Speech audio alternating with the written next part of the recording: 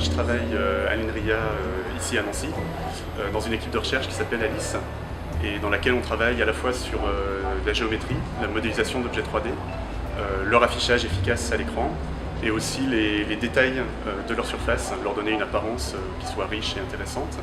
Et puis de plus en plus, on applique nos méthodes à l'impression 3D. Ça, c'est, on va dire, une des techniques qui arrive le plus rapidement pour le grand public, donc, qui est d'ores et déjà accessible. C'est ces imprimantes qu'on peut acheter sur Internet. On a une tête en métal qui est chauffée à environ 200 degrés.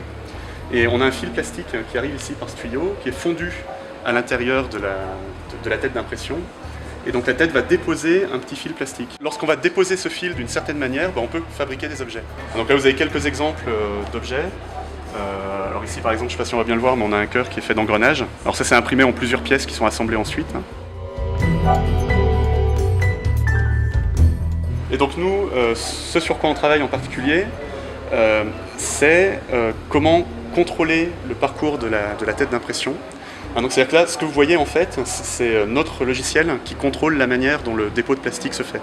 Et on essaye de modifier le logiciel pour rendre les choses plus faciles. Nous, notre idée, c'est que très bientôt, ces imprimantes-là, elles seront chez vous ou elles seront pas loin de chez vous accessibles. Et donc nous, on fait des méthodes qui, bien que l'imprimante soit mal réglée, vont quand même pouvoir faire quelque chose de propre et le plus joli possible, malgré les défauts de réglage de l'imprimante. Donc il y a énormément de débouchés, que ce soit en robotique, en médical, et bien sûr pour le grand public. C'est-à-dire, moi ce que je vois en 2050, c'est que quand vous voudrez le dernier objet à la mode, un jouet, un téléphone, quoi que ce soit, vous appuierez sur un bouton et il sera imprimé sur votre imprimante à vous, ou sur une imprimante qui sera dans un Fab Lab, c'est-à-dire un atelier équipé en imprimante pas loin de chez vous. Imprimable.